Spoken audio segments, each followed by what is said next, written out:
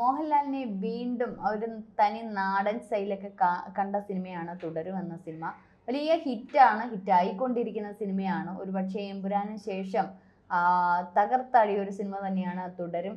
എമ്പുരാൻ വലിയ വിവാദങ്ങളൊക്കെ ആയിരുന്നപ്പോൾ തന്നെ കുറേ ഫാൻസ് ആരാധകർ ലാലേട്ടന് നഷ്ടമായി. പക്ഷേ ഈ ഒരു തുടരും സിനിമയിലൂടെ വീണ്ടും ആരാധകരിലേക്ക് ലാലിന് ഇറങ്ങിച്ചെല്ലാൻ പറ്റിയ നല്ലൊരു സിനിമയാണ് തുടരും. ഇപ്പോൾ ഇതാ ഒരു പുതിയ വാർത്തയൊക്കെ വന്നിരിക്കുന്നു. തുടരും സിനിമയുടെ വ്യാജ പതിപ്പ് ഇറങ്ങിയിരിക്കുന്നു. കാരണം വലിയ ഹിറ്റായിക്കൊണ്ടിരിക്കുന്ന ഒരു സിനിമ തന്നെയാണ് അത്. ഒരുപക്ഷെ പ്രൊമോഷനൊക്കെ ഈ ഓറൽ പ്രൊമോഷനാണ്. ഈ സിനിമ വന്നതിന് ശേഷം കണ്ടവരാണ് വീണ്ടും വീണ്ടും അതിനെ പ്രൊമോട്ട് ചെയ്ത്. ഞാനും കണ്ടിരുന്ന ഒരു സിനിമ, വലിയ നല്ല മനോഹരമായ നല്ല കഥാപാത്രങ്ങളും ഒരുപക്ഷെ ശോഭന മോഹൻലാൽ ഒരു കോമ്പിനേഷൻ ഒരുപാട് നാളിന് ശേഷം കാണാൻ കഴിഞ്ഞു.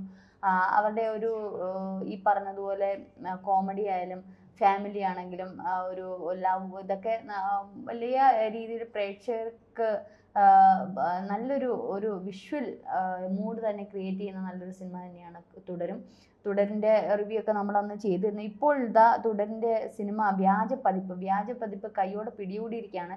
ഈ വ്യാജ പതിപ്പ് വന്നിറങ്ങിയ വഴി ഇങ്ങനെയാണ്.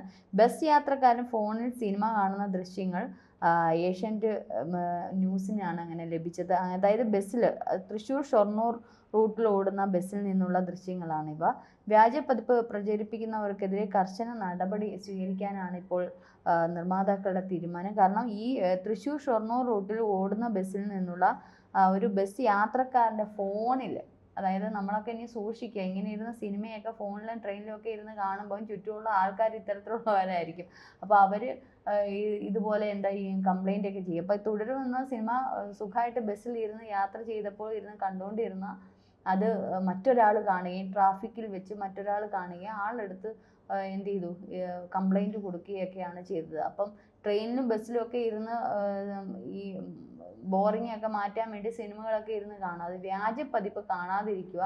കാരണം ഇത് കൃത്യമായിട്ട് ആ വ്യക്തി ചെയ്ത നല്ലൊരു തീരുമാനമാണ്. എത്രയോ പേരുടെ അധ്വാനത്തിൻ്റെ ഫലമായിട്ടാണ് ഒരു സിനിമ ഇറങ്ങുന്നത്. അപ്പോൾ അത്തരത്തിൽ ഇങ്ങനെ ഓസിന് കാണുന്ന ഒരു പരിപാടി അങ്ങ് നിർത്തുക. കാരണം ഒന്നുകിൽ അത് ഈ TV ചാനലുകളിൽ വരും, അപ്പോൾ കാണുക, അതുവരെ ക്ഷമിച്ചിരിക്കുക. അല്ലാതെ ഇത്തരത്തിലുള്ള വ്യാജ പതിപ്പുകൾ ഇറങ്ങുമ്പോൾ അതിൽ നിന്ന് ഡൗൺലോഡ് ചെയ്ത് നിരവധി അതിൻ്റെ ഈ പറഞ്ഞുള്ള ആപ്പുകളും കാര്യങ്ങളും ഒക്കെ ഉണ്ട്. അപ്പോൾ അതിൽ നിന്നൊക്കെ ഡൗൺലോഡ് ചെയ്ത് അത് കാണുക എന്ന് പറയുന്ന ഈ ഒരു സിനിമയെ നമ്മുടെ മലയാള സിനിമയോട് ചെയ്യുന്ന വലിയൊരു ക്രൂരത തന്നെയാണ്. കാരണം ഒരു സിനിമ എടുക്കുമ്പോൾ എത്ര കോടി രൂപ ചിലവഴിച്ച് എത്ര പേരുടെ അധ്വാനമാണ് ഇതിൻ്റെ പിന്നിലുള്ള. അതിൻ്റെ ഒരു വിജയം എന്ന് പറയുന്നത് വലിയ ഇതിൻ്റെ പുറകിൽ വലിയൊരു വിയർപ്പ് തന്നെയുണ്ട്, വലിയൊരു അധ്വാനം തന്നെയുണ്ട്. അപ്പോൾ ആ അധ്വാനത്തിന് തടങ്കൽ ഇട്ടുകൊണ്ട് ഇത്തരത്തിലുള്ള വ്യാജ പതിപ്പുകൾ ഇറങ്ങുമ്പോൾ വളരെയധികം ശ്രദ്ധിക്കേണ്ട കാര്യങ്ങളാണ്. നമ്മൾ എത്ര ശ്രമിച്ചാലും ഈ വ്യാജ പതിപ്പുകളൊക്കെ അല്ലെങ്കിൽ ഇതൊക്കെ നിയന്ത്രിക്കാൻ ഭയങ്കര ബുദ്ധിമുട്ടായിരിക്കും പല രീതിയിൽ.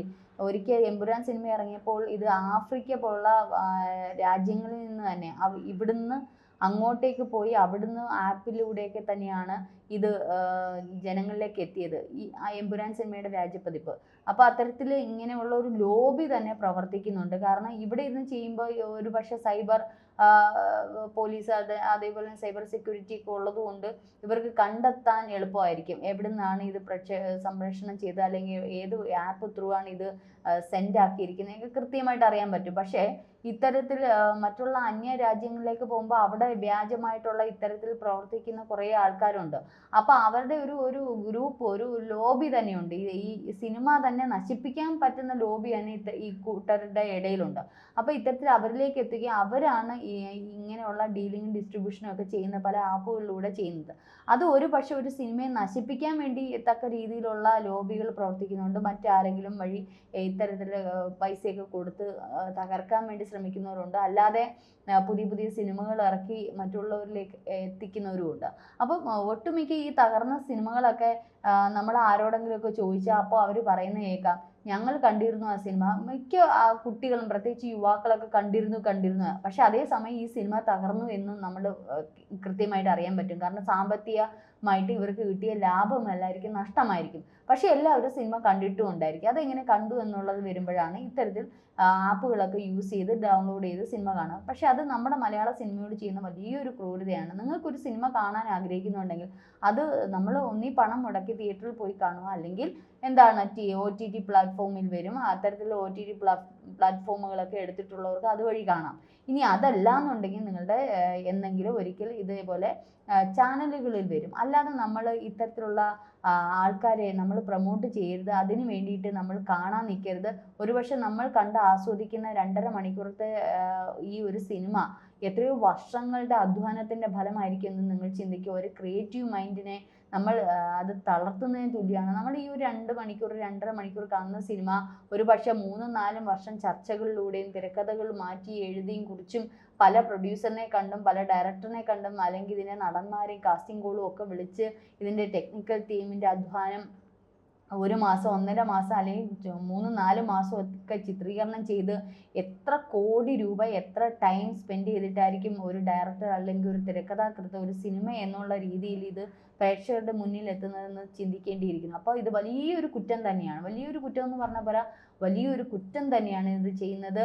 ഇത്തരത്തിൽ ആൾക്കാരെ പ്രൊമോട്ട് ചെയ്യരുത്. കൈയോടെ തന്നെ പിടികൂടി അത് തക്ക ശിക്ഷ തന്നെ നൽകണം. അങ്ങനെ ഒരു ബാൻ ചെയ്യണം. ഒരു പക്ഷേ സൈബർ സെക്യൂരിറ്റി അല്ലെങ്കിൽ സൈബർ കാര്യങ്ങളിൽ ഇത് കുറച്ചുകൂടി പ്രാധാന്യം നൽകി, സിനിമാ മേഖലയിൽ ഇത്തരത്തിലുള്ള കാര്യങ്ങളിൽ പ്രാധാന്യം നൽകിയിട്ട് ഇതിന് വേണ്ടുന്ന സെക്യൂരിറ്റി സിസ്റ്റം തന്നെ നമ്മളുടെ മൊബൈൽ ഫോണുകളിലായാലും നമ്മുടെ സെക്യൂരിറ്റിയിലായാലും നമ്മുടെ സാറ്റലൈറ്റ് ത്രൂ ആണെങ്കിൽ വികസിപ്പിക്കേണ്ടിയിരിക്കുന്നു.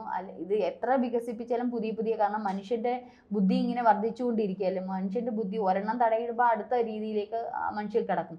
കാരണം അവന് ഏതൊക്കെ രീതിയാണോ സ്വീകാര്യതയുള്ളത് അതിലൊക്കെ പോയി കൈ കടത്തുക എന്നുള്ളതാണ് മനുഷ്യൻ്റെ യഥാർത്ഥ സ്വഭാവം. അപ്പം ആ ഒരു സ്വഭാവത്തിന് തടങ്കലിടാൻ പറ്റില്ല. എന്ന് തന്നെയായാലും അത്തരത്തിലുള്ള പ്രവണതകൾ വർദ്ധിപ്പിക്കാതെ മാക്സിമം ഇത് ഒരു അന്വേഷണവും മറ്റുള്ള കാര്യങ്ങളും ഒക്കെ ആയിട്ട് മുൻപോട്ട് പോകേണ്ടത് ആവശ്യകമായ ഒരു ഘടകമാണ്.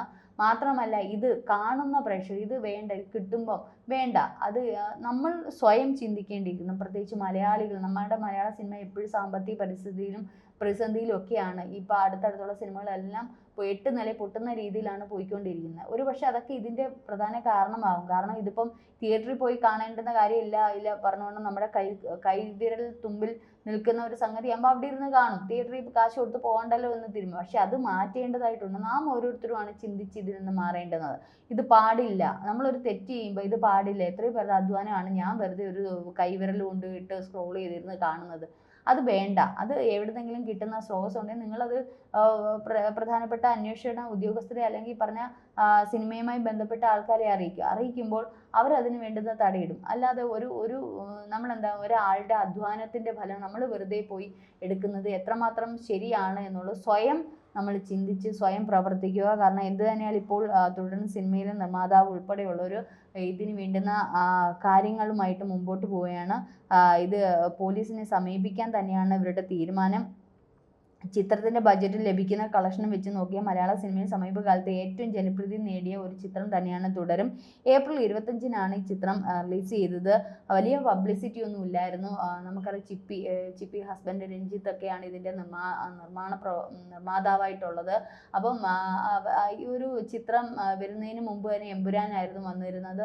അത് ഈ തരത്തിലുള്ള വിവാദങ്ങളും വിമർശനങ്ങളും ഒക്കെ പോയിരുന്നെങ്കിലും ആ ചിത്രം വലിയ ഹിറ്റ് ആവുകയാണ് ചെയ്തത്. പക്ഷേ തുടരും എന്ന ചിത്രത്തിന് വലിയ ഒരു പ്രൊമോഷനൊന്നും കൊടുക്കാതെ നോർമൽ രീതിയിൽ തന്നെ വരികയും എന്നാൽ ചിത്രം വലിയ ഒരു നിലയിലാണ് പോയിക്കൊണ്ടിരുന്നത്. ആ ചിത്രത്തിൽ തന്നെ നമുക്കറിയാം ഒരു ദൃശ്യം സിനിമയുടെ ഒരു ചെറിയ ടച്ചിങ് ഒക്കെ പോയിരുന്നു. മോഹൻലാലിൻ്റെയും ശോഭനയുടെയൊക്കെ കോംബോ സീനൊക്കെ വളരെ മനോഹരമായിരുന്നു. മോഹൻലാലിൻ്റെ പഴയ കോമഡിയും കാര്യങ്ങളും സങ്കടവും ഈ പറഞ്ഞോണം ഇമോഷൻസും ആക്ഷൻസും ഒക്കെ പ്രേക്ഷകർ കാണാനിരുന്നു. ഒരുപാട് നാളിന് ശേഷം കാണാനിരുന്ന ഒരു സിനിമ തന്നെയാണ്. അത് വലിയ ഹിറ്റായിക്കൊണ്ടിരിക്കുകയാണ്. കാരണം നമുക്ക് ആ ഒരു തിയേറ്റർ ഇതൊക്കെ നോക്കുമ്പോൾ എപ്പോഴും നിറഞ്ഞിരിക്കുന്ന ഒരു ഇതാണ് ബുക്ക് മൈ ഷോയിലൊക്കെ കാണാൻ സാധിക്കുന്നത്. അപ്പോൾ ഓൺലൈനിലൊക്കെ ബുക്കിംഗ് ചെയ്യുന്നവർക്കറിയാം. കാരണം ഞായറാഴ്ച ദിവസങ്ങളിലൊന്നും കിട്ടാറില്ല. കാരണം ഇത്രയേറെ ഇപ്പോൾ 1.5 ആഴ്ചയായിട്ട് 25-ന് റിലീസ് ചെയ്തു. ഇപ്പോൾ മെയ് 5 ആവുന്ന ഏകദേശം 10 ദിവസത്തിലധികമായിട്ട് ഇപ്പോഴും തിയേറ്റർ മിക്കതും നിറഞ്ഞു കവിഞ്ഞ് ഓടുന്ന ഒരു അവസ്ഥയാണ്. എന്നാൽ വലിയ പ്രൊമോഷനൊന്നും ഇപ്പോഴും പ്രൊമോഷനൊന്നും പുറമെ വന്നിട്ടില്ല. അങ്ങനെയുള്ള പല സിനിമകളും നമുക്കറിയാം. ഇപ്പം നന്ദനം പോലുള്ള പഴയ ഇപ്പം ജയ ഹേ ഇത്തരത്തിലുള്ള ഒരു നോർമൽ രീതിയിൽ വന്ന് പിന്നെ വമ്പൻ ഹിറ്റ് അടിച്ച സിനിമകളാണ് കൂടുതലുള്ളത്. അപ്പോൾ അത്തരത്തിലുള്ള സിനിമകളിലൊക്കെ ഓവറോൾ ഈ പറഞ്ഞോണമുള്ള പ്രൊമോഷൻസ് ആണ് വന്നു കയറിയിരിക്കുന്നത്. ഏതായാലും ചിത്രം നല്ല വമ്പൻ ഹിറ്റ് തന്നെയാണ്. പക്ഷെ അതിനിടയിലാണ് ഇത്തരത്തിലുള്ള വ്യാജ പതിപ്പുകൾ ഇറങ്ങുന്നത്. ഇത് എന്തായാലും തടയിടണം. അത്തരത്തിൽ പ്രൊമോട്ട് ചെയ്യാൻ അനുവദിക്കരുത്. അതിന് വേണ്ടുന്ന കേസും കാര്യങ്ങളും ഒക്കെ ആയിട്ട് മുമ്പോട്ട് പോകണം. ഇങ്ങനെ മലയാള സിനിമയെ സ്വയം നശിപ്പിക്കാൻ നമ്മൾ മുൻകൈ എടുക്കരുത്. നമ്മളും അതിൽ ജാഗരൂകരായിട്ട് ഇരുന്ന് അതിന് വേണ്ടുന്ന പ്രവർത്തനങ്ങൾ ചെയ്യേണ്ടതായിട്ടുണ്ട്.